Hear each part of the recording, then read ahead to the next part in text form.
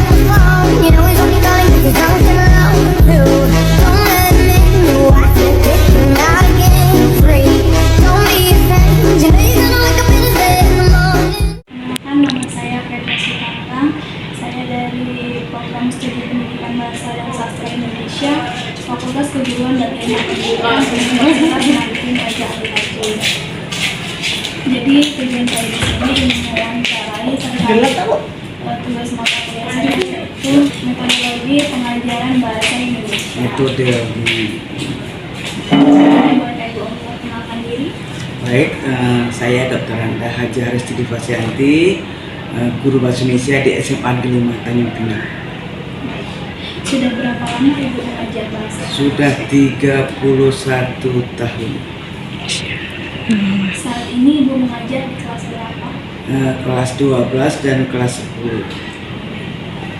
Saat ini kurikulum apa yang digunakan SMA Negeri 5 Tanjung Pinang? Alhamdulillah, SMA 5 sudah menggunakan kurikulum Merdeka yang sesuai dengan program pemerintah.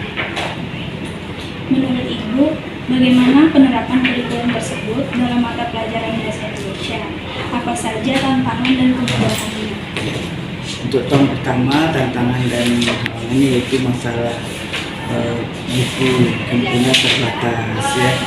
Kalau kami sekolah kecil jadi bukunya tak bisa satu orang satu orang dua. Jadi tantangannya hanya masalah buku saja. Dan belajar pakai internet pun tidak begitu lancar. Masing-masing anak pakai kuota masing-masing. Itu aja sih. Materi apa saja yang Ibu ajarkan di semester ini? Apakah ada materi tertentu yang Ibu rasa sulit untuk diajarkan atau dipahami siswa? Materi kelas ya Ibu lebih banyak ada kelas 12 ya. Kelas 12 materinya itu materi biasa aja, dah sering Ibu kena dah 30 tahun materinya itu aja berulang-ulang, hanya metode pelajarannya yang berbeda, itu aja. Dan hasilnya anak-anak kan udah canggih menggunakan IT, jadi kalau materi yang mengalihwahanakan, yang memahami, mereka bisa mencari di Google. Apakah Ibu pernah mengikuti workshop terkait pengajaran bahasa Indonesia? Kalau zaman-zaman dulu ya setahun 2 tahun atau 3-4 tahun sudah jadi guru pasti ngikuti. Tapi sekarang sudah ada tua-tua nih, udah tua saya ikut lagi. Jadi bagaimana dampaknya terhadap pelatihan dari Ibu? Dari workshop itu?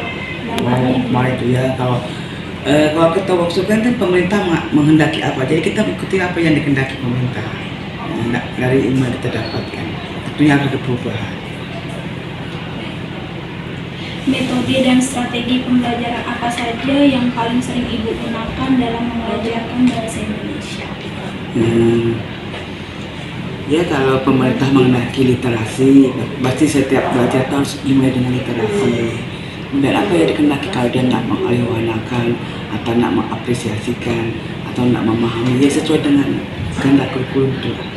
Kita menyesuaikan kehendak itu aja.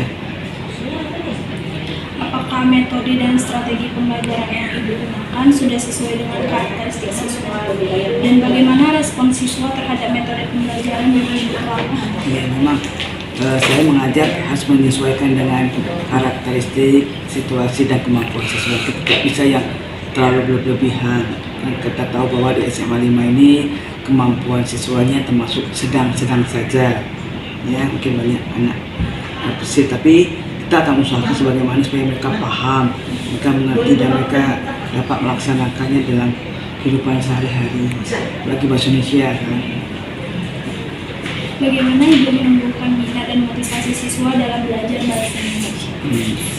Ya menumbuhkan minat tuh banyak berdiskusi, ya banyak memahami membuat contoh dengan kehidupan sehari-hari, dan kehidupan lingkungan sekitar rumah mereka.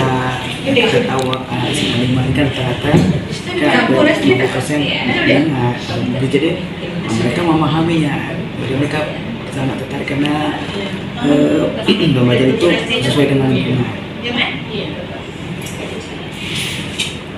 Bagaimana Ibu mengembangkan keterampilan berbahasa seperti menyimak, berbicara, membaca, dan menulis siswa secara terintegrasi?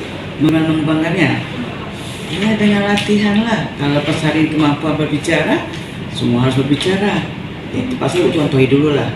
Atau kita buat ini contoh cara berbicara yang baik. Misalnya ada talk show gitu ya. Ini caranya, cara pembukaannya, kata sapaannya gitu. Kalau membaca berarti kita biasa kalau di SMA kan baca tidak baca nyaring, hanya memahaminya aja. Kan cari kata-kata kuncinya, cari ide pokoknya, kalimat utamanya. Itu kalau membaca. Apakah ada aspek tertentu dalam pengajaran bahasa Indonesia yang menurut Ibu paling menantang? Aspek tertentu yang paling menantang. Iya, yang menurut Aspek apa ya? Oh, kalau anak-anak ini di sini aspek kemampuan berbicara. Misalnya kita ada tayangkan di papan tulis gambar dari Infokus, suruh mereka bercerita ini gambar apa.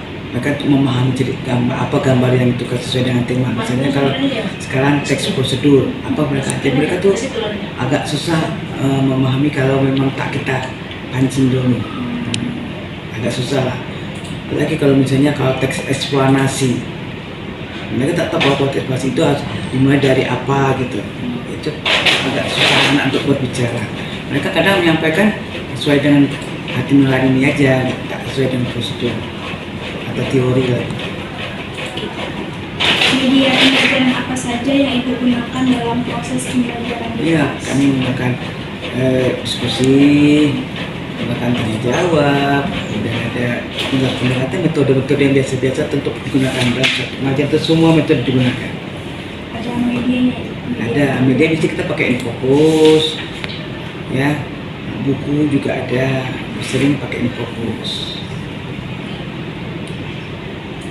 Menurut Ibu, media pembelajaran mana yang paling efektif untuk meningkatkan pemahaman dan keterampilan berbahasa Indonesia siswa? Metodenya, Medianya. media pembelajaran yang bisa budak ya, menggunakan Infokus karena bisa mereka melihat, mendengar, meniru langsung, jadi mereka lebih gampang. Apakah ada kendala dalam penggunaan media pembelajaran seperti keterbatasan alat, waktu, aksesibilitas, kemampuan teknis atau lain-lain? Di sekolah kami kecil, Infokusnya tidak ada juga, jadi setiap anak belajar pergi ngambil dulu ke kita usaha, bawa, pasar. Nah itu untuk ambil itu, kalau kenapa suku ini itu hati kendala sekolah kami kan sekolah kecil. Kalau sekolah maju kan setiap sekolah itu nggak ada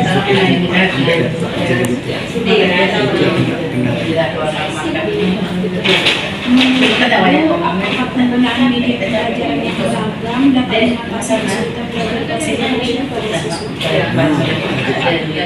Dapat mengatasinya. Hari ini kita pakai Infokus, besok kita pakai buku, besok saya bawa ibu bawa saudara-saudaranya yang dikasih langsung. Bagaimana Ibu melakukan pengembangan bahasa Indonesia siswa? Bagaimana? Bagaimana Ibu melakukan Ada penyakit itu tapi kemampuan berbahasanya, dialeknya, pemahamannya, itu katanya, dan menggunakannya. Ada program lah, ada apa daftar nilainya itu ada. Bagaimana Ibu memanfaatkan hasil penilaian untuk memperbaiki proses pembelajaran? Gimana? Bagaimana Ibu memanfaatkan hasil penilaian untuk memperbaiki proses pembelajaran? Ya, kalau nilainya kurang baik tentunya harus kita perbaiki. Jadi itu sama manfaat nilainya itu.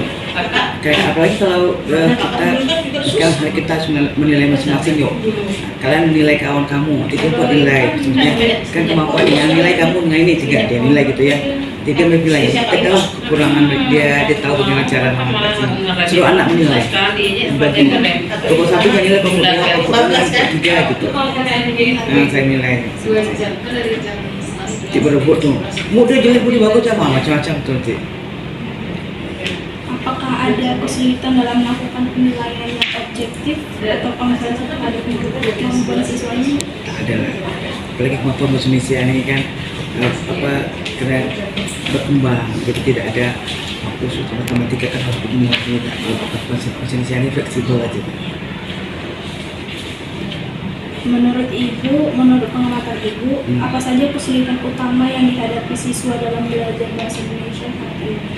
Kesulitan mereka itu kurang fokus karena mungkin zaman teknologi ini mereka banyak nonton, banyak tergantung pada handphone. Jadi kalau kita bicara tuh agak lambat, kalau kita tak move dulu, tidak. Jadi kenapa lagi kalau habis istirahat ya masuk itu kan anak-anak punya istirahat santai, jadi nak fokusnya agak lambat sedikit lah. Itu aja masalahnya, karena anak-anak terlalu banyak main game kali ya kerja istirahat. Bagaimana pengaruh sosial, ekonomi dan budaya siswa terhadap kemampuan mereka dalam berbahasa Indonesia? Sangat berpengaruh. Kemampuan ekonomi, tempat tinggal, ya biasanya anak punya mereka biasa berkeluarga masyarakat bahasa Melayu, jadi mereka selalu berbicara termasuk tersasul kata Melayu pakai bahasa Melayu. Tetap ada. Kalau masa ekonominya menengah ke bawah, cara bicaranya itu tidak kurang intelektual. Mereka ada keluarga, hanya menggunakan bahasa biasa kita coba keluar dari ilmu yang tak terbiasa kali ya. Itu aja. Adalah. Apakah ada faktor-faktor eksternal, misalnya pengaruh bahasa asing atau penggunaan bahasa lain yang menjadi tantangan dalam pembelajaran? Untuk SMA 5 ada bahasa asing, apalagi bahasa baru tak ada. Itu saja, terima kasih banyak. Dari Pendidikan Bahasa dan Sastra Indonesia, Fakultas Keguruan dan Ilmu Pendidikan, Universitas Maritim Raja Ali Haji. Sebelumnya boleh aku mengenalkan diri? Nama saya Enzekir Alfariza, kelas 10-2.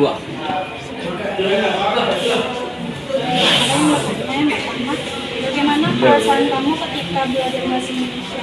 Saya sendiri kalau belajar Indonesia itu cukup senang nggak? Karena pelajaran fokus juga. Bagian mana dari mata pelajaran bahasa Indonesia yang menurut kamu paling mudah atau paling sulit?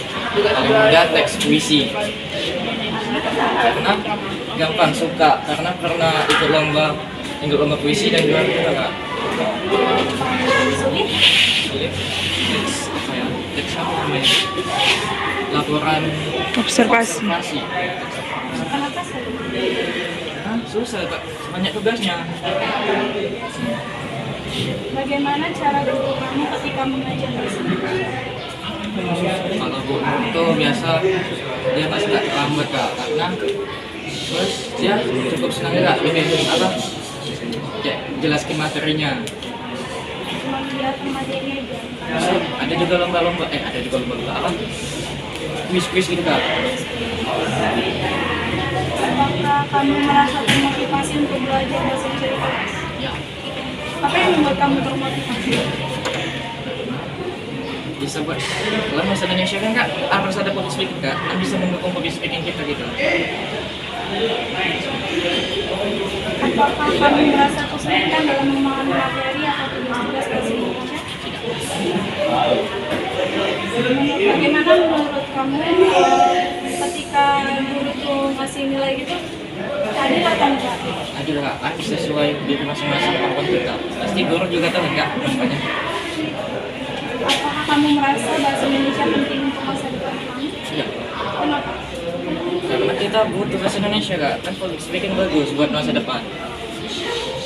Apakah ada hal lain yang ingin kamu sampaikan tentang pengalamanmu terhadap belajar bahasa Indonesia? Terima kasih. Bisa Kak. Kenalkan, nama aku Desi Tandang dari program studi pendidikan bahasa Indonesia, Fakultas Keguruan dan Ilmu Pendidikan, Universitas Maritim Raja Ali. Sebelumnya boleh kamu mengenalkan diri? kelas 10. Di sini kakak ingin bertanya seputar pembelajaran bahasa Indonesia. Bagaimana perasaan kamu ketika belajar bahasa Indonesia? Apakah kamu menyukainya? Lumayan menyukai Kenapa? karena bahasa Indonesia pelajaran yang kayak kurang gitu, kurang suka. Kurang suka? Kelihatannya suka. Ya lumayan. Bagian mana dari mata pelajaran bahasa Indonesia yang menurut kamu paling mudah dan yang paling susah? Bagian yang paling mudah itu pelajaran materi tentang teks laporan observasi, terus menyusun teks cerpen. Yang paling mudah. Yang kalau yang susah bagi saya itu puisi, karena saya kurang bisa mempraktekkan membaca puisi. Bagaimana cara guru kamu ketika mengajar bahasa Indonesia? Sangat jelas, guru bahasa Indonesia saya sangat suka menjelaskan kunci tentang pelajaran bahasa Indonesia. Nanti apakah cara tersebut membuat kamu berumur? Ya, keren. Apakah kamu merasa termotivasi untuk belajar bahasa Indonesia di kelas? Agak kurang termotivasi karena bagi saya belajar bahasa Indonesia itu membosankan. Apakah kamu merasa kesulitan dalam memahami materi atau tugas-tugas bahasa Indonesia? Lumayan kesulitan Apa kesulitan? karena tugas dalam pelajaran bahasa Indonesia itu kayak dibatasin gitu, proses di ya. Bagaimana menurut kamu cara guru memberikan pelajaran dalam bahasa Indonesia? Apakah adil dan jelas? Adil karena itu tergantung dari kami yang ini Kak, memberikan jawaban. Ya. Apakah kamu merasa bahasa Indonesia penting untuk masa depan? Penting karena di bahasa Indonesia juga kita belajar untuk public speaking.